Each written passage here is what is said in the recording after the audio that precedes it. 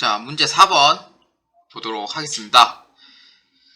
자, 문제 4번은 다음 결산 자료를 이용하여 결산을 완료하시오입니다. 자, 결산 문제는 총 5문제가 나오고 있고요. 그래서 5문제 중에서 이제 3문제하고 2문제를 끊어서 진행을 해보도록 하겠습니다. 자, 1번 먼저 보겠습니다. 자, 1번은 영업사원 출장용 차량에 대한 보험료 전액을 당시 2020년 7월 1일에 가입을 했어요. 보통예금 계좌 이체한 후에 비용으로 처리했다 입니다. 다음 월할 계산할 것입니다. 이 문제는 이연 문제입니다. 그러니까 즉 차기에 차기죠. 차년도죠. 다음 연도에 해당하는 기간은 비용에서 차감해야 됩니다. 비용에서 차감. 자, 그러면은 일단은 2020년 7월 1일 당시에 비용으로 처리를 했다고 하니까 차변에는 이제 보험료로 회계 처리를 했겠죠. 보험료 계정 과목으로 회계 처리를 했어요. 얼마냐면은 1000만원. 대변에는 보통예금으로 이체해서 처리했다니까 1000만원 이렇게 되는 거예요. 그리고 나서 이제 12월 31일 딱 돼가지고 기간은 내년 6월 30일까지란 말이죠. 그래서 7월 1일부터 12월 31일까지를 비용으로 인식을 해야 되고 나머지 해당하는 내년도 있죠. 내년도 6월 30일까지는 비용에서 제외를 시켜줘야 되겠죠. 그래서 이 문제에서는 처음부터 비용으로 회계 처리한 부분이기 때문에 비용에서 제외를 시켜줘야 된다 라고 보시면 됩니다. 그래서 비용은 즉 6개월만 인식을 하면 된다 이렇게 해서 보시면 됩니다.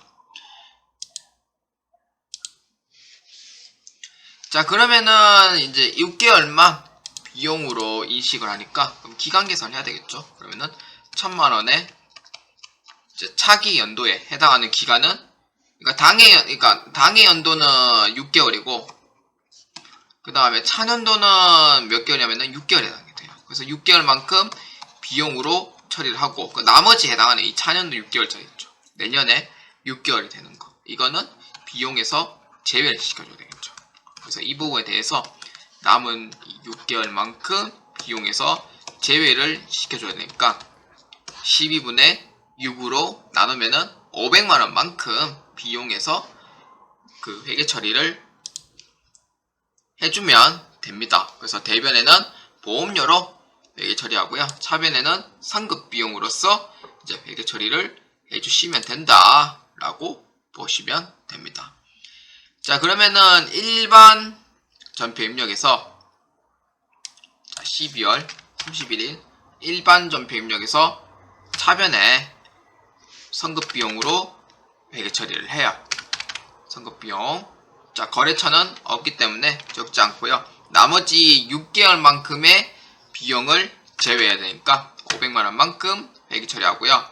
대변에는 당시 영업사용 출장용이기 때문에 판매비와 관리비에 해당하는 보험료를 대변에다가 입력을 해주시면 됩니다. 그래서 대변에 500만원만큼 입력을 해주시면 되겠습니다.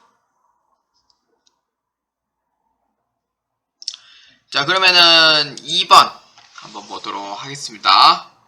자, 2020년 9월 1일 기업은행으로부터 2억 원을 3%의 이자율로 1년간 차입을 했대요. 그러니까 이제 9월 1일에 2년간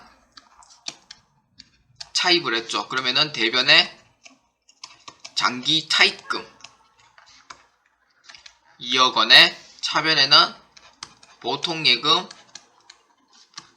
2억 원 이렇게 되겠죠. 2년 아니죠. 1년간 차입을 했죠. 그럼 단기 차입금이죠. 1년간 차입하니까 단기 차입금입니다. 자, 단기 차입금에 해당이 되는데 근데 이거는 이제 그 차입하는 경우에는 반드시 이 이자가 따라오게 돼 있어요. 그래서 이자 비용을 이제 기간만큼 회계 처리하는데 이 문제에서는 발생으로 해서 회계 처리를 합니다. 그래서 어떻게 그 이자를 계산하냐 이렇게 물어보면은 자 2억 원에 1년간의 이자율 얼마냐면은 3%예요. 그럼 3%면 얼마냐면은 10%가 2천만 원이잖아요. 3%면은 600만 원이 돼요. 자, 600만 원 이렇게 되고요. 이제 곱하기 이제 발생된 기간만큼 회계 처리를 하죠. 그래서 이제 1년간 차입을 했지만 1년 후에 보통예금에서 지급할 예정이니까 나머지 비용으로 인식은 안 돼도 비용으로 인식된 걸로 봐야 돼요. 그래서 9월, 10월, 11월, 12월 해가지고 총 4개월만큼 해가지고 이자 비용으로 계산을 해주시면 됩니다. 자 그러면은 600만원에서 곱하기 4 나누기 12로 해주면 됩니다. 그래서 얼마냐면은 200만원만큼 이제 12월 말에 이자 비용으로서 회계 처리를 해주시면 됩니다. 자 그러면은 차변에 이자 비용 회계 처리를 하고요. 951번 이자 비용으로 회계 처리하는데 거래처는 입력해 줍니다. 기업은행 거래처를 입력해 주고요. 200만원. 대변에는 보통예금에서 지급할 예정이니까 돈 준 게 아니죠. 돈 준 게 아니기 때문에 게다가 비용입니다. 비용이기 때문에 미지급 비용으로 해가지고 회계 처리를 해주시면 됩니다.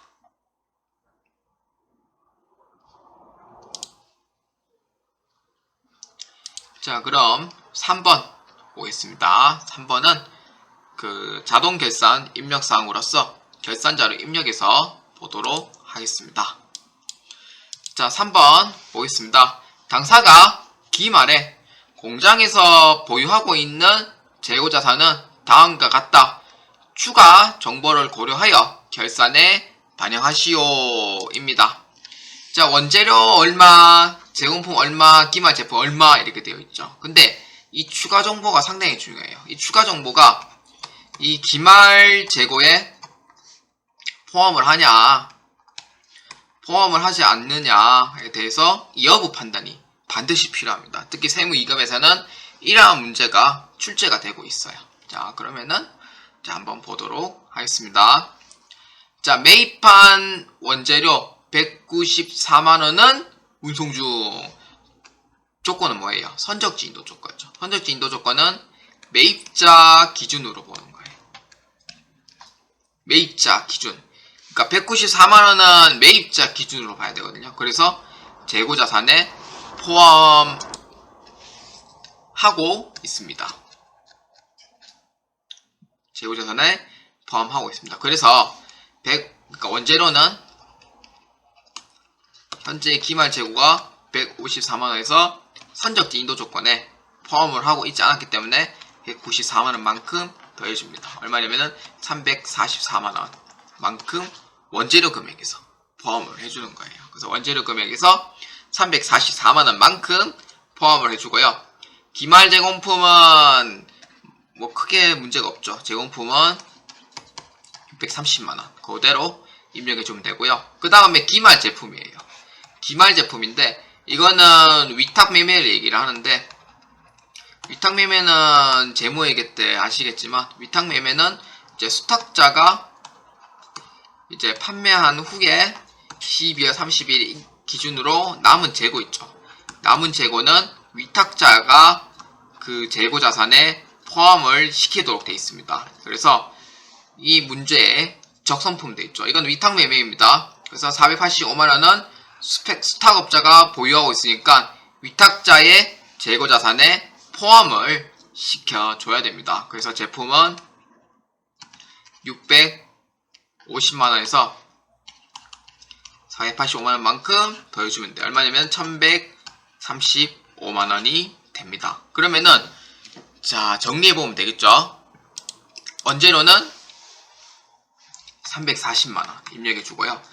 제공품은 그대로 기말 제품은 1165만원만큼 입력을 해주시면 됩니다. 자 혹시나 모르니까 이 계산기로 한번 보도록 하겠습니다. 자 344만원이죠. 예, 344만원이 되고요. 그 다음에는 그러면은 기말 제품은 650만원이니까 485만원만큼 더해주면 돼요. 그래서 1165만원이 아니고 1135만원만큼 입력을 해주시면 됩니다. 그래서 반드시 이 계산기는 꼭 잘 두들겨 주시길 바라고요. 저처럼 실수하는 일은 절대로 없어야 합니다. 자, 결산자료 입력에 이제 입력을 하는데, 결산자료 입력에서는 1월부터 12월 달까지 기준으로 조회를 합니다.